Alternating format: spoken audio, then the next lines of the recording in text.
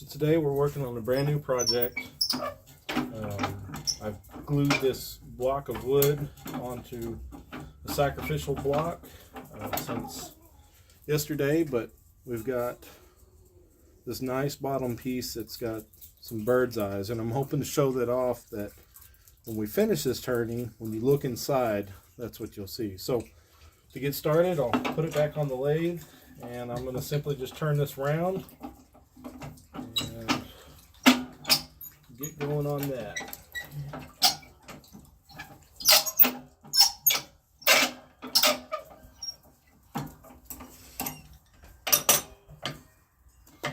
Always use hearing and eye protection. Before I start my lathe, I always spin it, make sure it's not going to hit anything, cause any problems.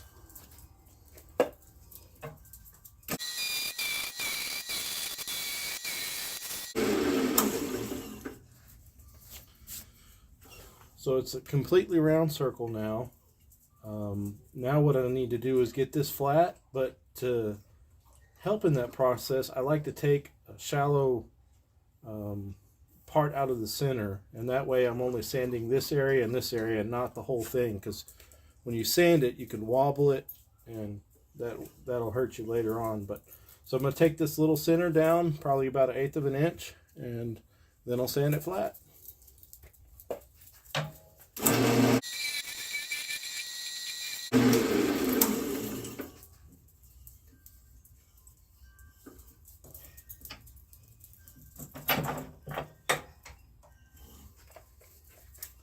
So that looks good, but to sand it flat, I move my tool rest over, and I've got a board with some sandpaper glued onto it, and we're going to flatten this.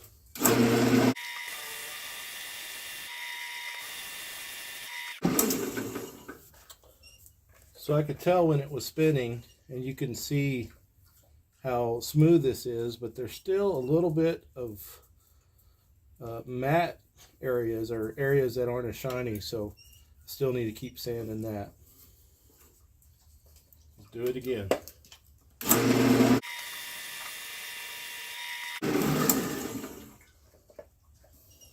What we'll do next is we'll cut some pieces to make our next segment, or our next ring of segmented pieces. So this is my miter saw that I cut all my pieces on, and has a couple things, a few pieces of scrap that I got a splinter, but a few pieces of scrap blocks that are really helpful for me. I have 2 pieces of hardwood flooring that I've mounted to the back of my saw, and that gives me a thinner kerf here and helps with the blowback or the tear out of the piece of wood I'm going to cut. I simply have it clamped. I have this piece of wood here that allows me to have a stop, and for me to make all my pieces the same length. So on my piece of maple here, I had a ring already, one laying around that I didn't use. I simply put it over the piece and drew some reference marks. And I know that my thickness of my walls are not going to be but maybe 1/4 inch thick when I'm done. So this should be plenty of room here for the thickness of my walls to start with. So how I do it is I have an old pair of calipers, and I'll get this measurement here for the inside of this wedge-shaped piece. And once I have that, I'll transfer this measurement over, and I will make this be the size that I need for 12 pieces with 15-degree angles. Will give me a 360-degree ring. So let's go ahead and do that. I've chosen some wingy for this project, and I need to make an angle cut on this, so I'm going to go ahead and do that.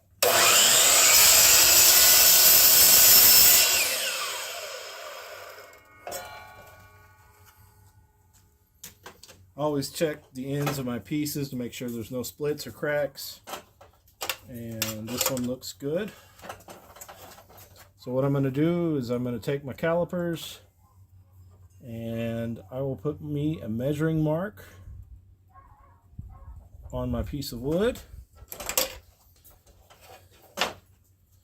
Then I will put it to the saw.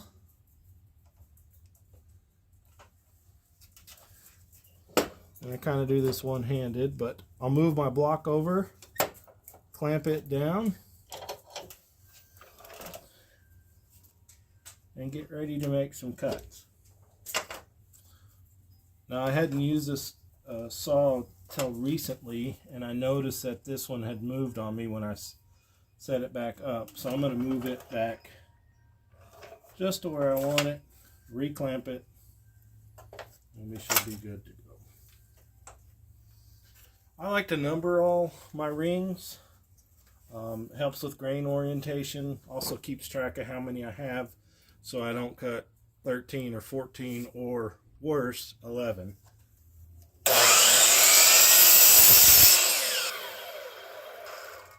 Always let the saw come to a complete stop before I pull it up. I've had some that I didn't, and the piece will catch.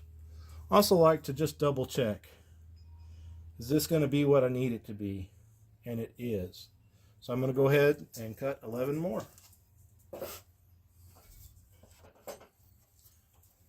So we've got our 12 pieces of wingy.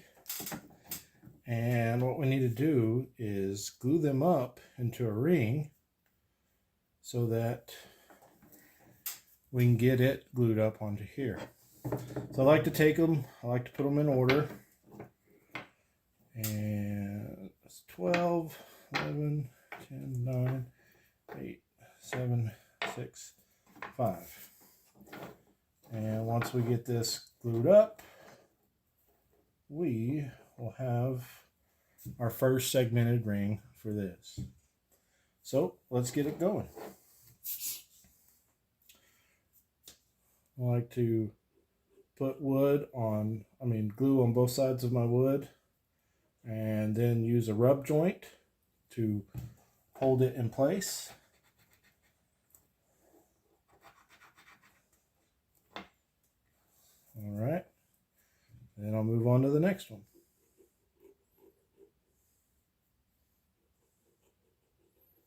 There are some people that will, and I've had to on occasion, to glue up half of your ring and then sand that or cut that flat. But I found out if I can make enough cuts on the saw, get the saw dialed in, I can do away with that for the most part.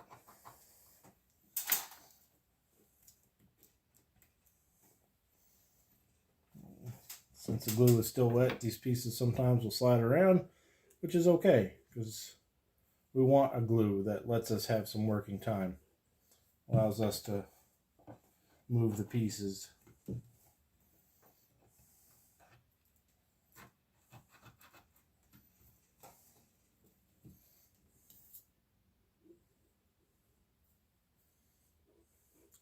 This wingy can be kind of splintery.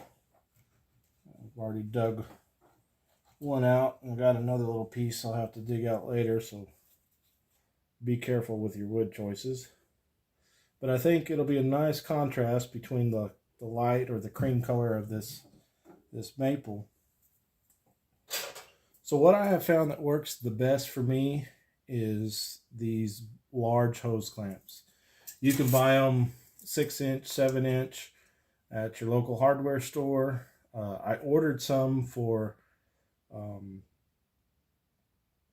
some dust collection things, but these didn't hold up very well. So I like these. These are made to be a quick release and to be used over and over again. Although they do wear out, so I have to be careful about that. Or I have to keep enough on hand. But they do last me for quite a season. I've got a ratchet and I just double check that all my edges are where they need to be before I completely tighten it up. Also try to keep some pressure down and kind of feel that all my pieces are flat, because sometimes if the stock isn't milled up properly, you can get some uneven surfaces, and then you have to sand more in order to get it flat. Okay, we got a little bit of glue squeeze out, and we'll set that aside. So here we have our segmented ring, and we're going to use this disc sander to flatten one side. So let's see if I can do this one-handed and film it for you.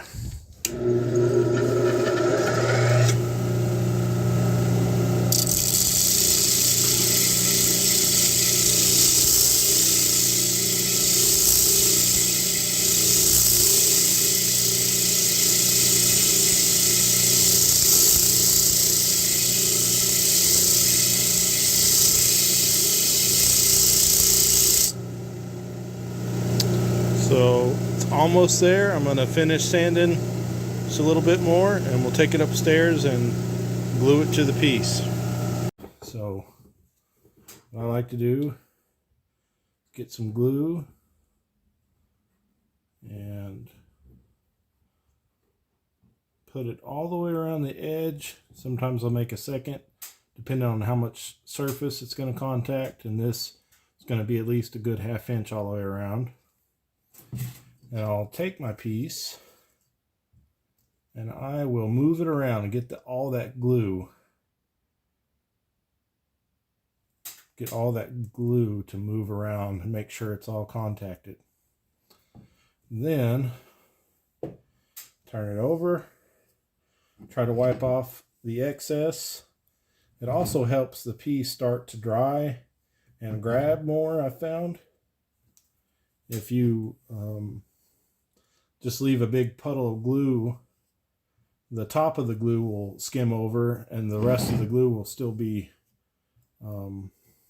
real watery or thin, and it'll allow the piece to move. So I'm just going to double check that our alignment is good, and it does. And for an added bonus, I have some 25-pound weights I like to put on the piece, and it'll really hold it down and act as a clamp until it's dry.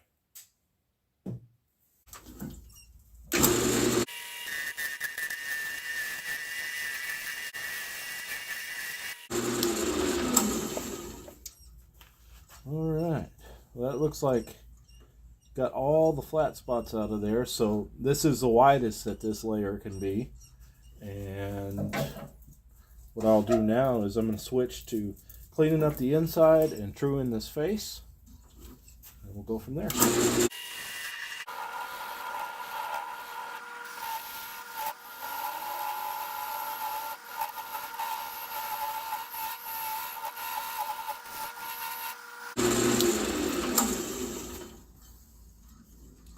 Alright, I think we're ready to sand this face front, and may take a little bit because my sandpaper is getting pretty built up, but let's go ahead and do that.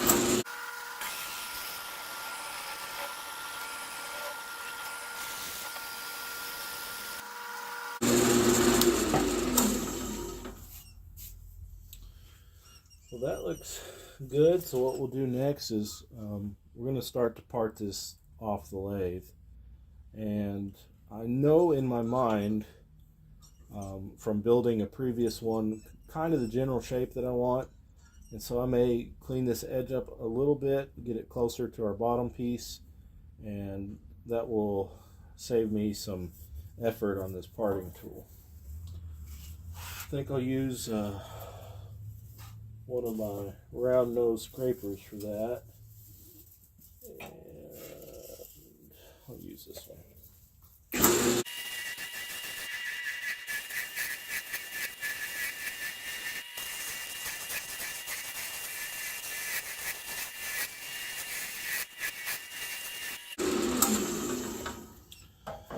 Like, all I did here is get it close because since this wood has a real bad tendency to chip out or splinter out like I showed you, I'm going to leave this wilder or thicker than what I really want it to be, and that will allow, in case we get any kind of edge damage or chipping, enough material to get to the actual thickness.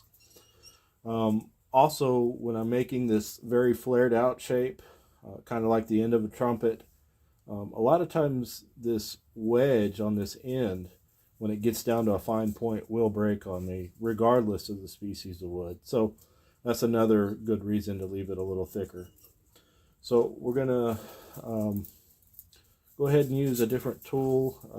I'm gonna go back to my just multi-purpose turning tool, and I want to leave this about 1/4 of an inch, maybe 5/16. That's generally a good proportion for me, but I'm going to get rid of some of this shoulder and give myself a nice spot for my parting tool.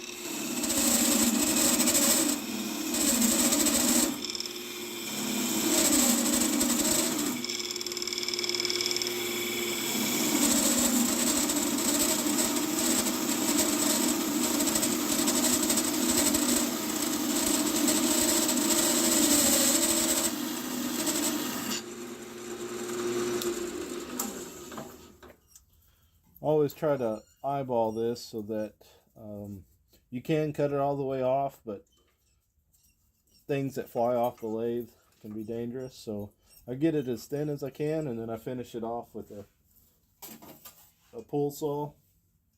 It works for me fairly well. So I'm doing this left-handed because I'll switch to my right hand. Could have went a little bit thinner, but I was trying to be safe.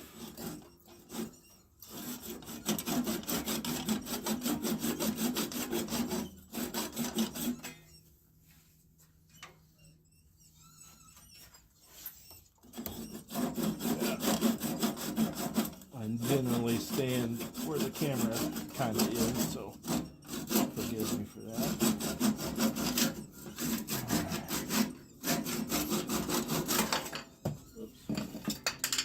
Okay, so that is off. What I'll do next is I'll switch camera positions and we'll clean up the inside of this piece. Now let's get set up to turn this. What I want to do is I want to shrink the thickness of my walls, maybe at about 1/2 inch or so, and then I want to flatten this at about a heavy 1/4 inch thickness, and that will look good for the proportions of this piece.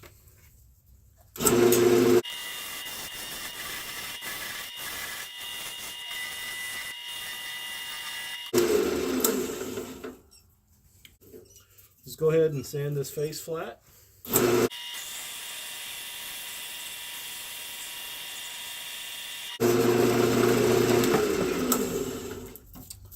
Alright, that looks pretty good. So again, it's thicker because that's what we want it to be right now. Gives us some wiggle room. I'm going to go ahead and hit this with some sandpaper just because I like to clean things up kind of as I go.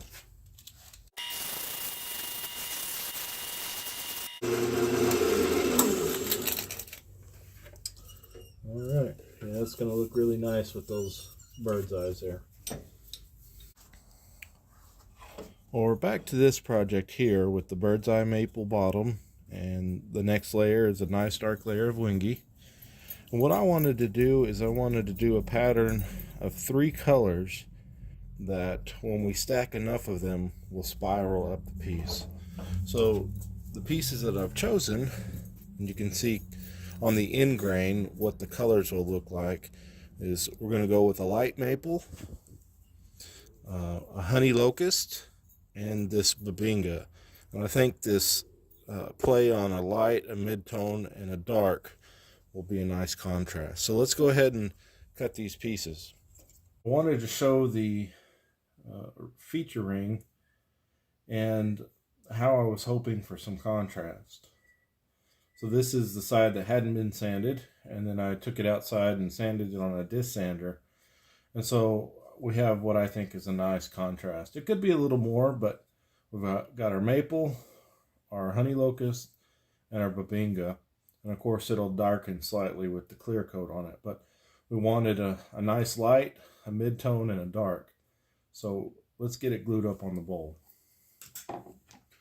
One thing that I always do is I have a certain amount of rotation that I like on my pieces.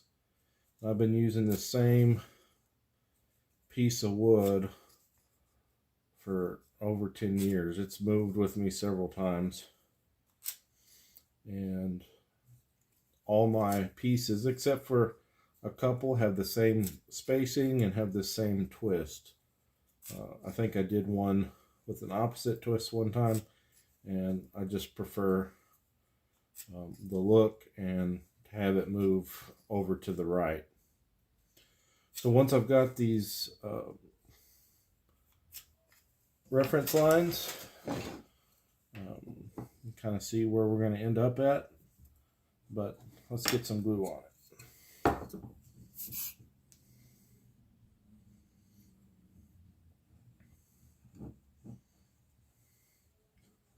I want to make sure we get glue on all of it, and we'll do similar to the other pieces that we glued up. We'll move this piece around and spread that glue out until we see it come out both sides. Okay, that should be good. So we'll be careful to line up our alignment marks.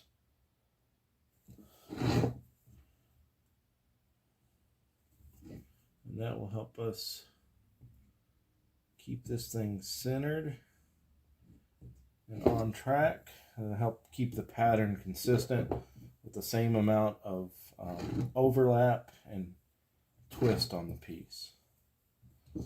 Again, I like to wipe my excess glue off, because if you don't, it takes longer to dry. It'll let the piece move.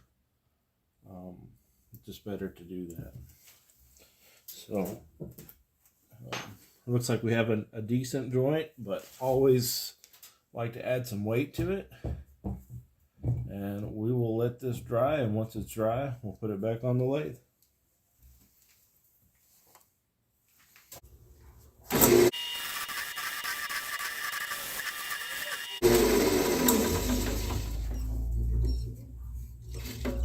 So we've got this semi-flat, but now I want to make this round, and I want to take as little material off as possible to give me the maximum amount of material to work with on the shape. So all I'm going to do is take out the sharp turn, or the sharp corner, get rid of the glue joint, and we'll see where that lets us end up at.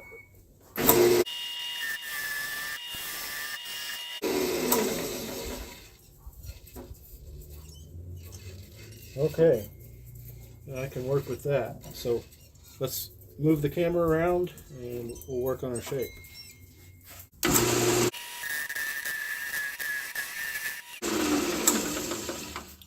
So our goal in turning this layer is to, again, we want to get the most out of this layer that we can, and still got a few flat spots, but they're actually gonna be above where we need.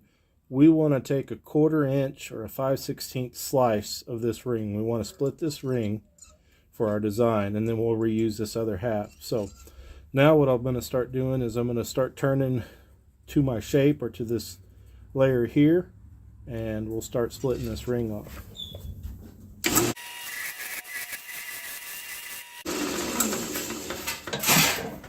And when I like to turn these trumpet shaped bowls, a lot of times these edges can get damaged. So you can see I didn't quite turn to my other layer because I want to leave myself some room if we get any breakage, some room to sand, some room to refine the shape. So we're going to get our parting tool next. And again, we just want to do a nice 1/4 to 5/16 slice.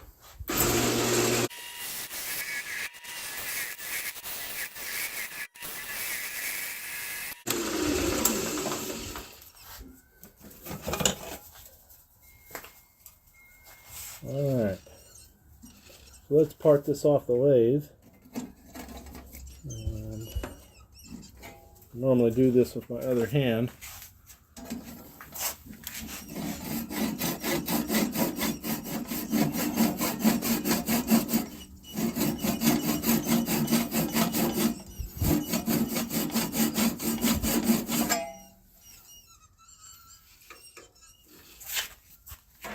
And we'll get it off.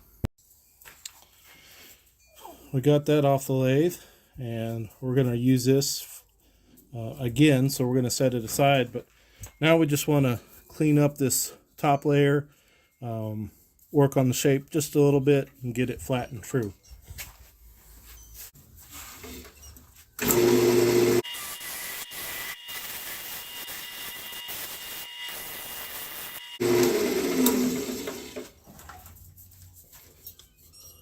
So we worked on the shape a little bit. It's still fairly thick, and that's just because we're leaving us some room to play with on this final shape. But let's go ahead and sand this flat, and then we'll add the next layer.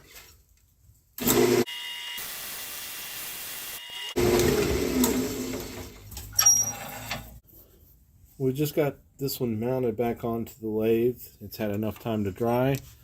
And we want to refine this shape here. Got a little bit of separation here. Not really separation, but maybe the edge of my piece got hit, or maybe it wasn't sanded completely flat. And a lot of times on these really sharp edges, it will do that. It'll break off, or maybe not be exactly the way I want it. So let's turn this down and get rid of that. And we're going to try to come in with this shape right under this and make it as wide as we can, but still give it a nice and pleasing shape. So I'm going to use a scraper to do that.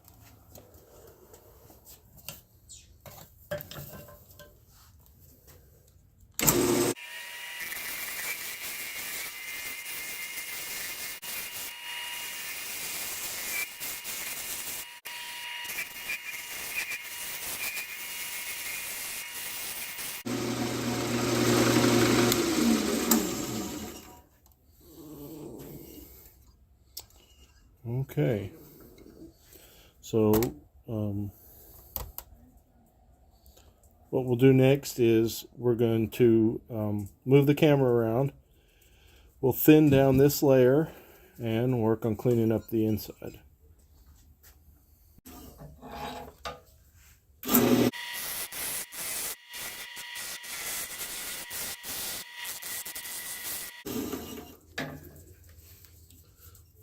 And that looks really good. We'll have a little bit of cleanup to do with sanding.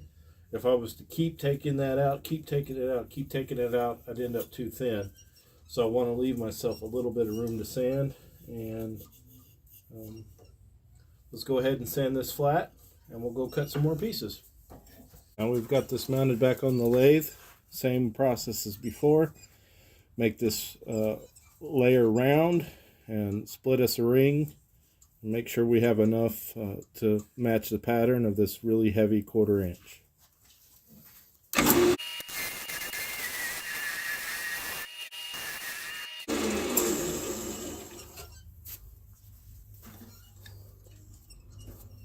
That looks pretty good. So now what I want to do is I want to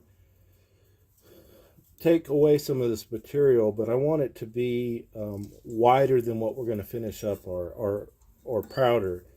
That way we can work back to it if we get a piece of wood that flakes off or anything like that. So I'm going to overshoot what I want it to look like so we can work back to it.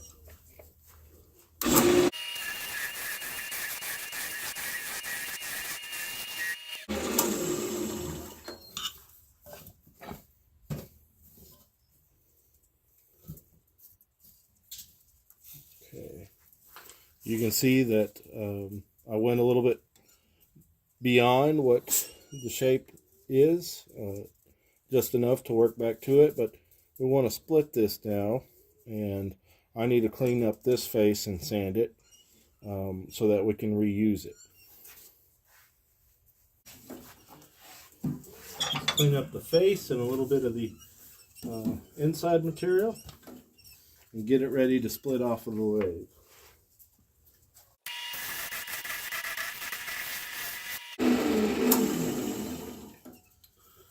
Okay, looks like I need a little bit more. Then we can sand it flat.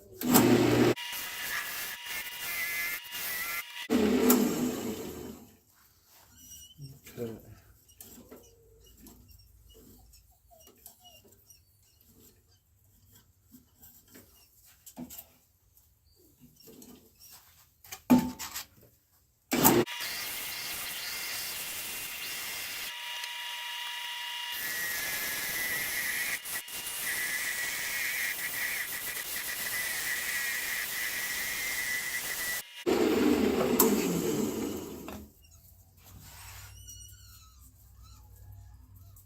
Almost there. I'm going to switch parting tools.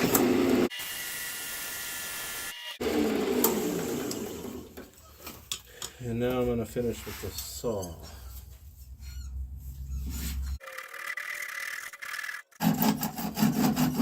Alright.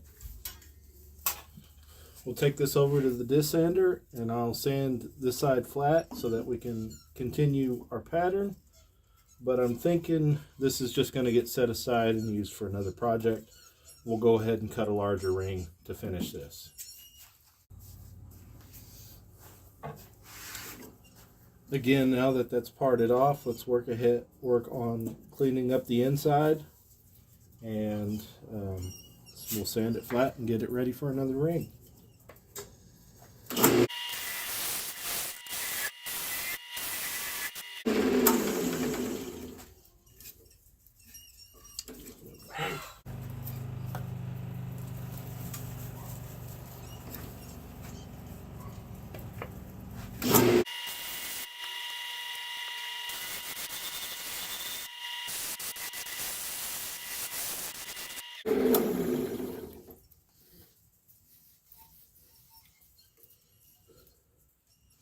Here's what sometimes happens on this very thin edge is you get these flakes that come off of it, and that's why we went larger, just so that when that happens we have enough material to work with. Okay, needs to be thinned down just a hair more, and then it'll be ready to sand.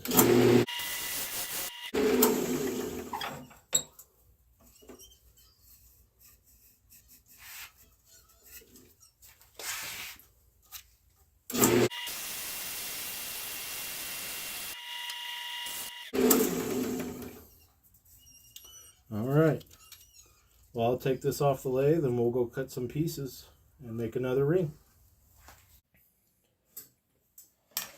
Well, I just got through sanding this ring one side flat, and I realized I had sanded the wrong side. So this is what I ended up with. I ended up with the Babinga being in the right place, but the maple and the honey locust being switched. And that's simply because I sanded the wrong side flat. So just be mindful if you make a pattern like this to kind of keep track of where you are. So I've already made my little offsets or marked them. So let's get this glued up.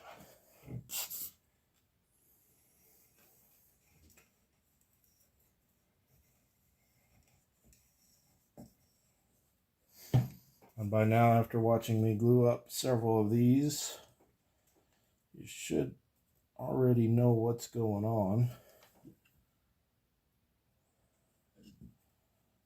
Okay. Wipe off all the excess glue. And then again, always double check that the piece hasn't moved. And believe it or not, I have set some pieces up, glued them on, and walked away and had them almost slide off and not realize it. And had to take them apart. Go actually take it to the lathe and cut that layer off and either remake a layer or something like that, and that is not fun. So we'll put our weight on it and we'll let it set up, and once it's dry we'll turn it.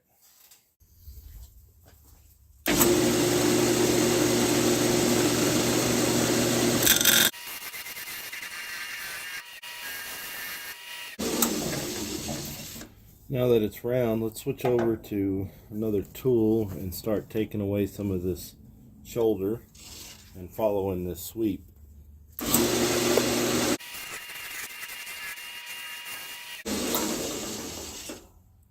Looks like I need just a little bit more here to get the same thickness. So I'm going to take this sweep up a little bit and then we'll work on parting this piece off.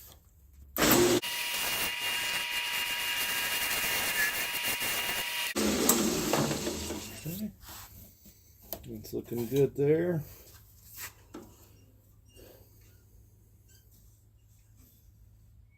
Let's go ahead and part it off.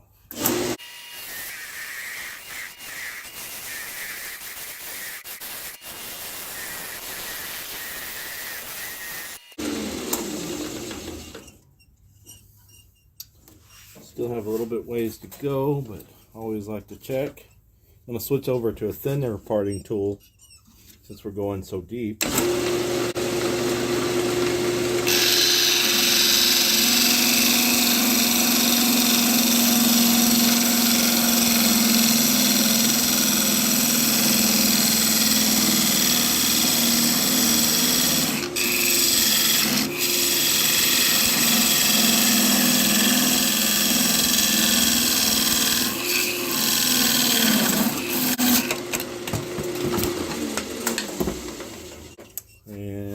Went a little deep on that one.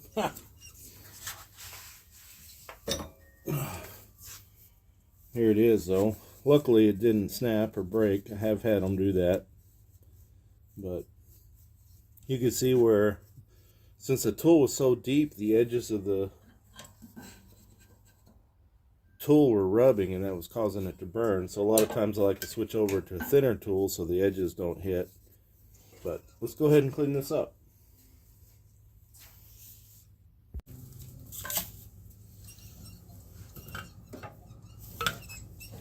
Let's work on cleaning this up and following our shape, and we will sand that flat and go cut some more pieces.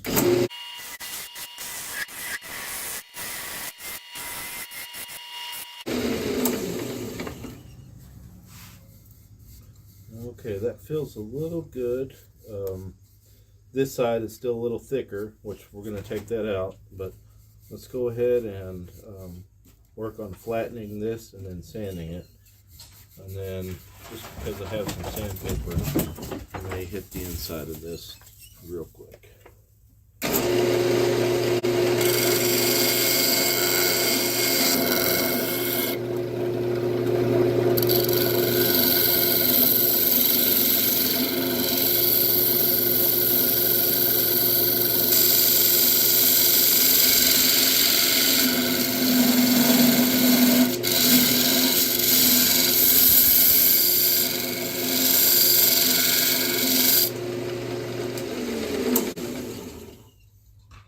Trying to give it the eyeball test and see if it's the same thickness, and still a little thick, so Take some more off.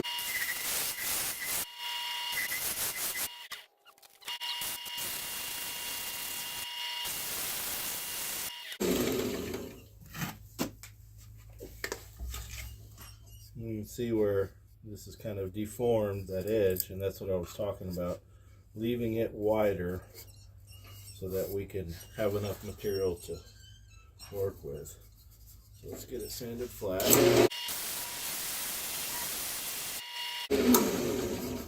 Yeah, so that's looking good. Let's go cut our next layer. We just got through sanding this piece on the disc sander, and I made sure I sanded the right side flat instead of the opposite. And so just need to get some glue on this and get it glued up.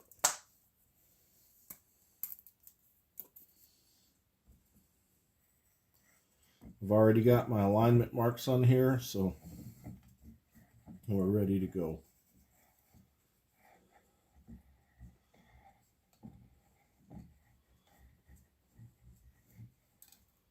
All right.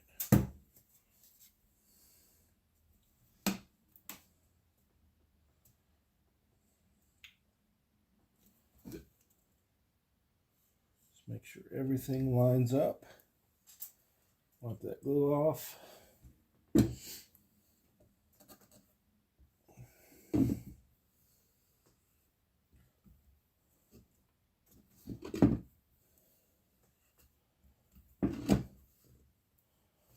Let's add some weight to this, and as soon as it's dry, we'll put it back on the lathe and start turning.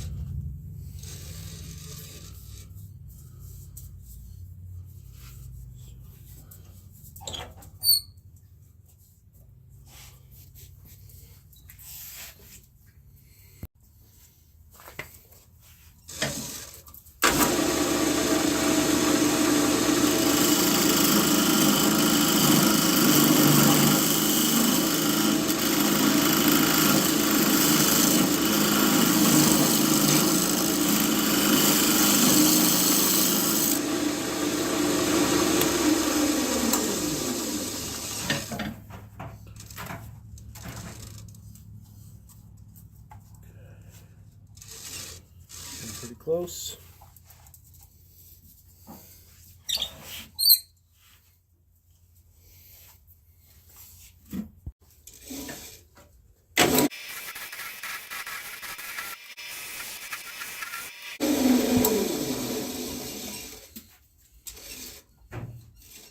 Just need to sand this top a little bit.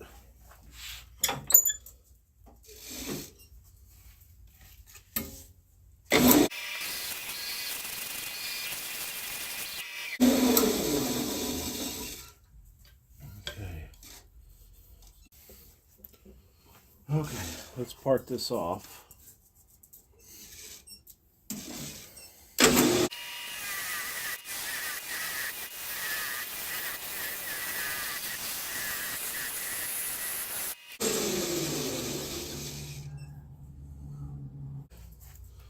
Got this parted off and sanded, and so let's work on this inside.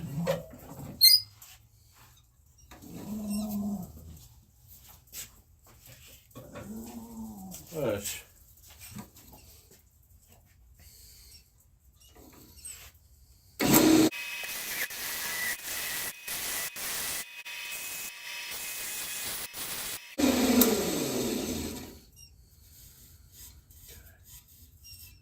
Nice curve there. Now I need to take some of this off the top to get the right thickness for our layer.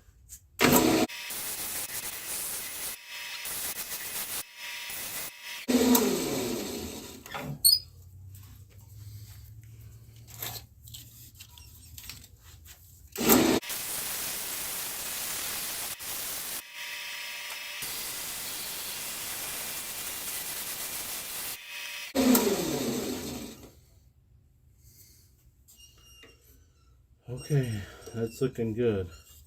Still got a little edge right here that needs to be sanded. I'm going to touch that up on the disc sander since my paper's dull, but let's go cut some more of this wingy to cap this off. It'll really look nice with these 5 rows and the dark wingy. But I've already made some alignment marks, so let's get this glued up.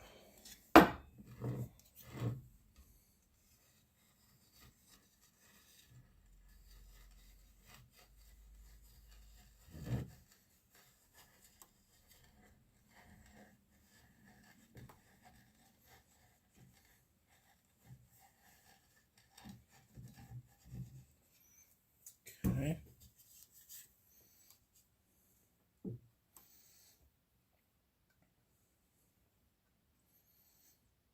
I'm really trying to spread that glue around and get it everywhere it needs to be. Okay. This wingy has some open grain areas, so I was trying to get that joint really glued up. Get glue in those pores.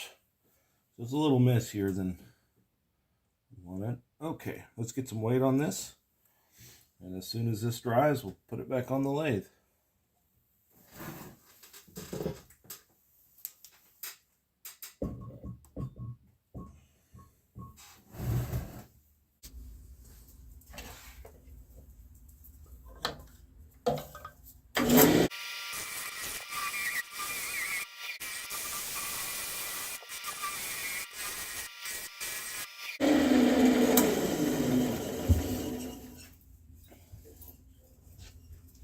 Alright, so let's sand this flat and work on parting it off.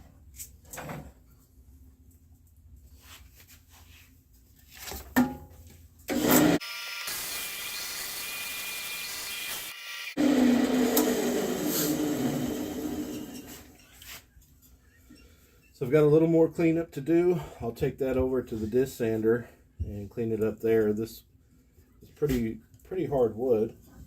And let's move the camera back around and we'll finish parting this off. We want to continue this layer much like we have the previous layers, where we're going to continue this curve a little bit further or thicker than we'd like it to be, and that way we can sand or work back to it.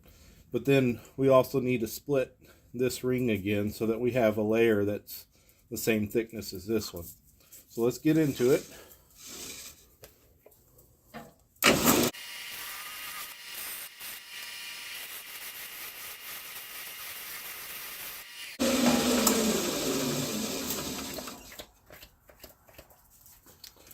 Okay, so we've continued that. I still need to turn this round, and looks like I need to take it up a little higher too.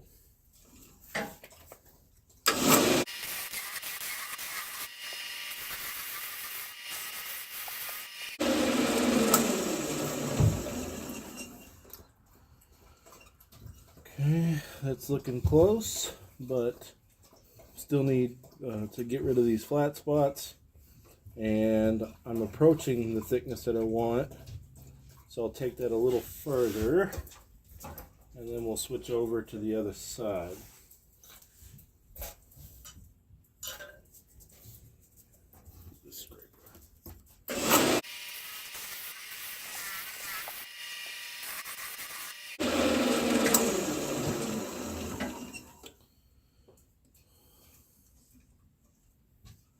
Okay, I think we've got it there. There's just a few spots here, but I'm going to leave them. Let's work on splitting.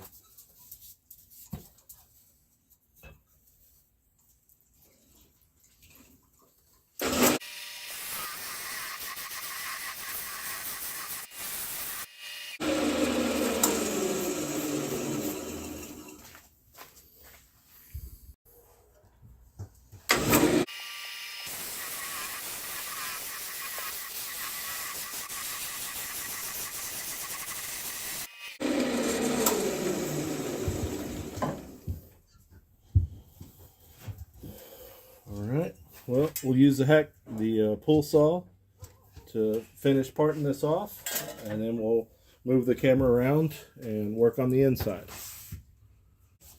We got that parted off and sanded, and now we can work on cleaning up this inside.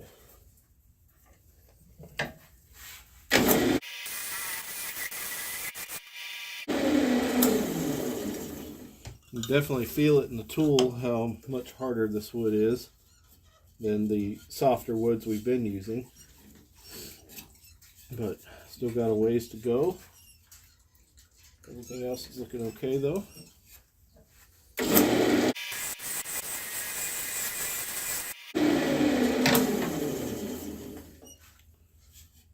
Okay, I'm just feeling the shape to see how we are, and we feel like we're running pretty parallel, so I just need to keep working it down. Switch over to the scraper I just sharpened.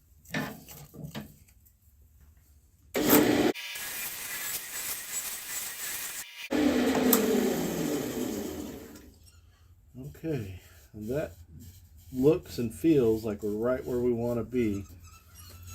And if this looks really wide, it's kind of deceptive because we're at a curve, and so when you feel this distance, we're at a heavy maybe 5/16 to 3/8. But when you look here, it's a lot wider because of the cross section. But we're actually wanting to test how thick it is in here, so it's just looking thicker. I don't like to make any of my vessels that thick.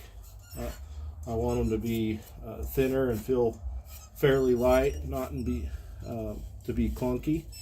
But what we need to do next is sand this surface flat, and I think I'm going to finish it like I normally finish all of my pieces with this trumpet shape, and go back to a maple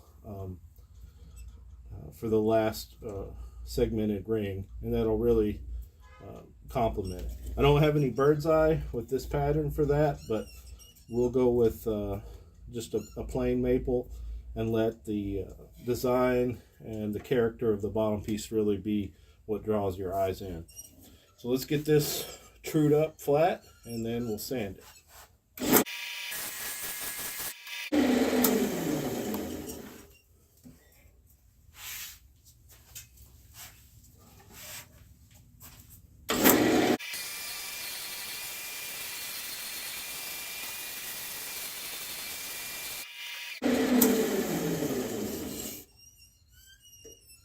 Looks like it needs just a little bit more. I'll go ahead and do that now, and we'll go over to the saw and cut some pieces for this top ring.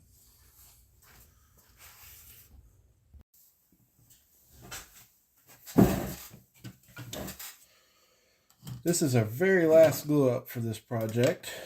I've already made some alignment marks and checked to make sure that this will fit. Let's get this glue on here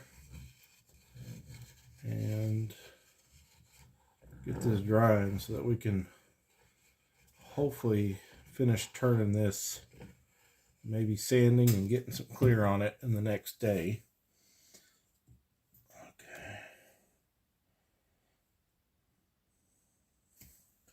You see how much wider this glue up is, how much further the pieces stick past, and that's what we want, because this last lip of this piece is really gonna stick out, and as we're making this curve, the curve goes out and it needs to be a longer piece. So once we get this piece finished, you'll really be able to see, once it's off the lathe, you'll really be able to see the look that we were going for. And I've made several of this shape, so that's why I know what I want to do with this piece and where it needs to be, and it is almost there. So let's get some weight on it, let it dry overnight, and we'll get it back on the lathe.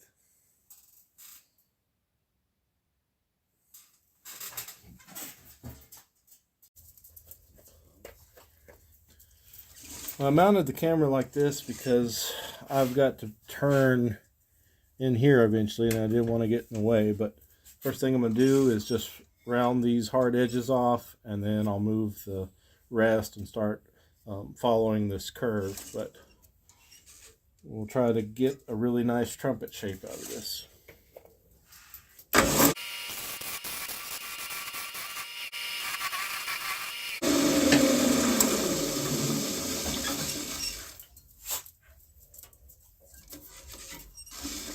Now I'm going to start easing this edge off and try to get the same sweep.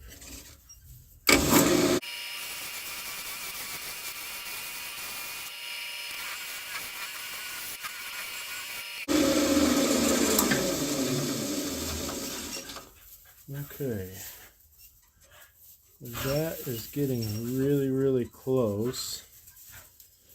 I'll have some sanding to do here, and maybe a little bit in here that I can take out. So let me move this over.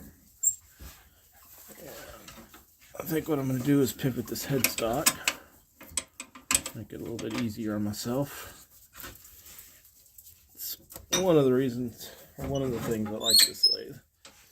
Okay, so I just want to complete this curve, and it's a little bit right in here.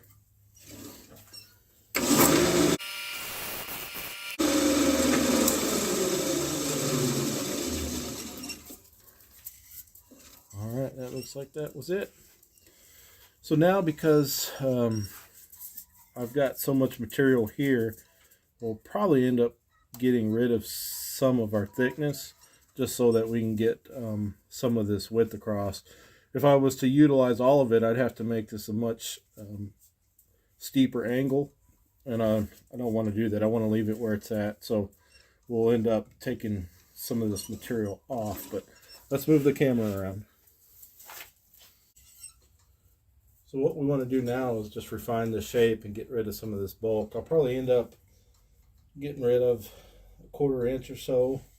I could try to part this off, or if I had a bandsaw, I might could cut it off, but I'm probably just going to take it off with the,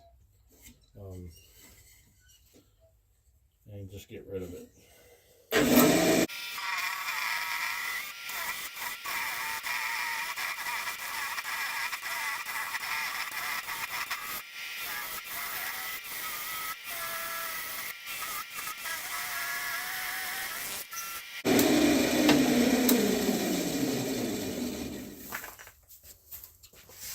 It is getting closer. Still has quite a bit of mass here. Still a heavy 16th needs to be taken off of this plane, and even more so here. So I'm going to reposition this, and let's get rid of some of that.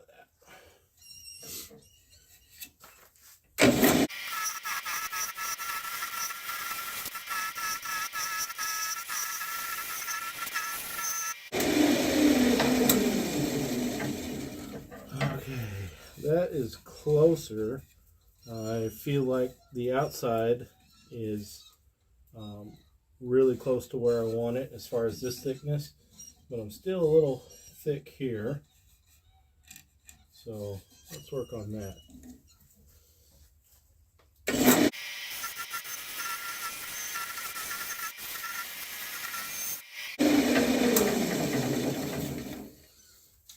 Okay, that is really close.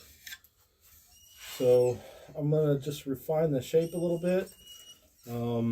Right now our outside edge is kind of in a cylinder shape, and I like to work it back towards this, and I feel like it makes more inviting for you to look onto the piece and want to look inside the piece. So I'm going to take some of that out, and I think I might as well use one of these larger scrapers that I have. And I've got two of them, one with a rake for one side and one with a rake for the other side, and work on the inside of this piece just a little bit. That's that side. That's this side. I'm just going to run this tool in here and get rid of kind of any flat spots I have.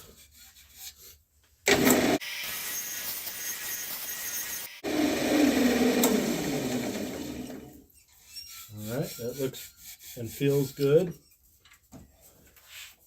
Let me work on taking some of this off.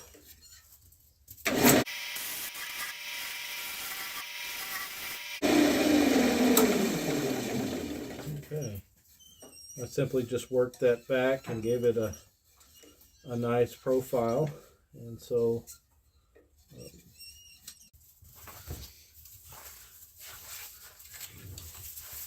probably one of the most tedious parts of this project is the sanding.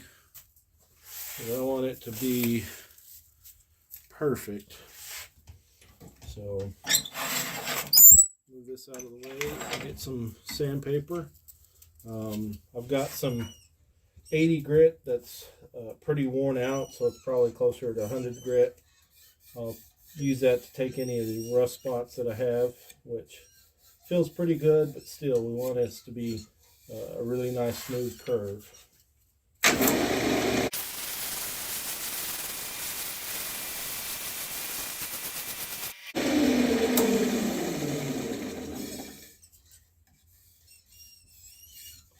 I'm also careful to look, see if there's any chips in the wood, anything that's going to cause an issue when we go to sand, or after we've sanded, when we go to put the clear coat, because that'll really magnify any flaws that we have. So looks like I've got a little bit here that I need to get out, maybe some here, and of course the bottom needs to be sanded up. I can still see some lines from sanding it before, so we need to work our way up higher on our grits of sandpaper.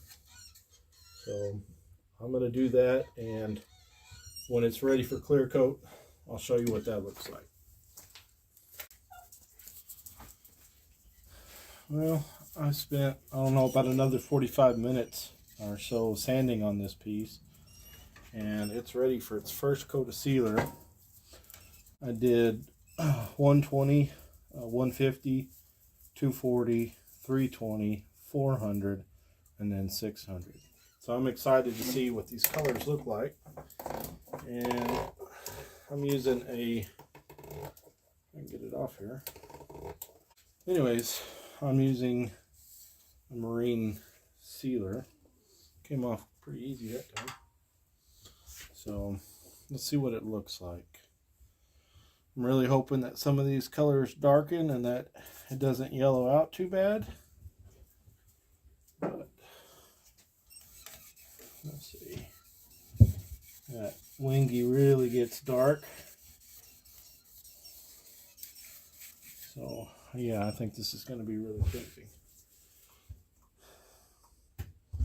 I like to rub in my first layer to try to get it in all the grain, instead of just turning the lathe on and going. Really want to try to work it into all the pores.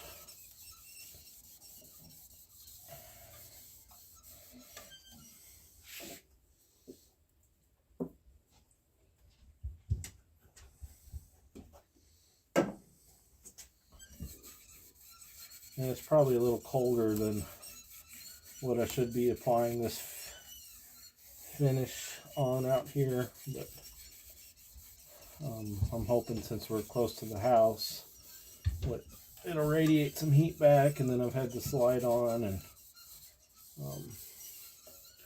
doesn't look like it's giving me any problem. So yeah, that's looking pretty good. I'm going to apply a coat to the other side, then come back and spin some. Let me see, did I just catch? It's in the maple.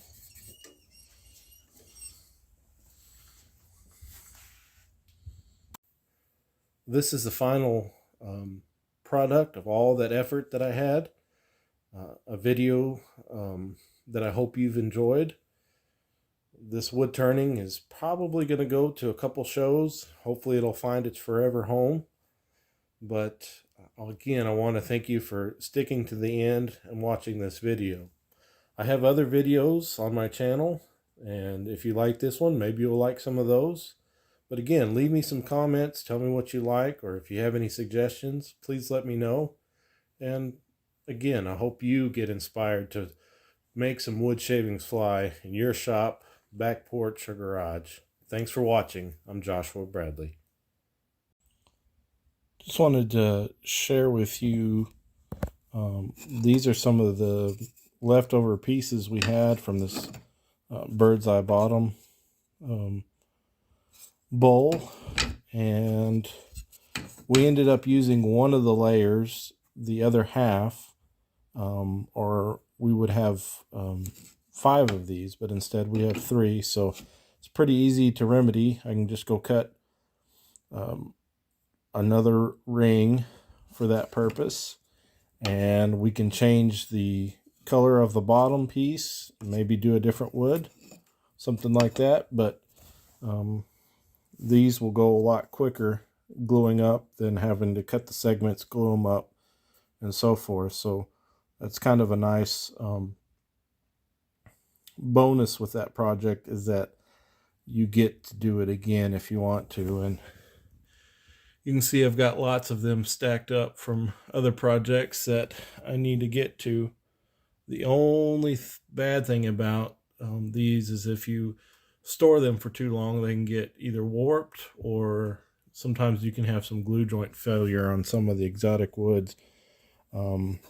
So there's a nice bonus and a nice little tip.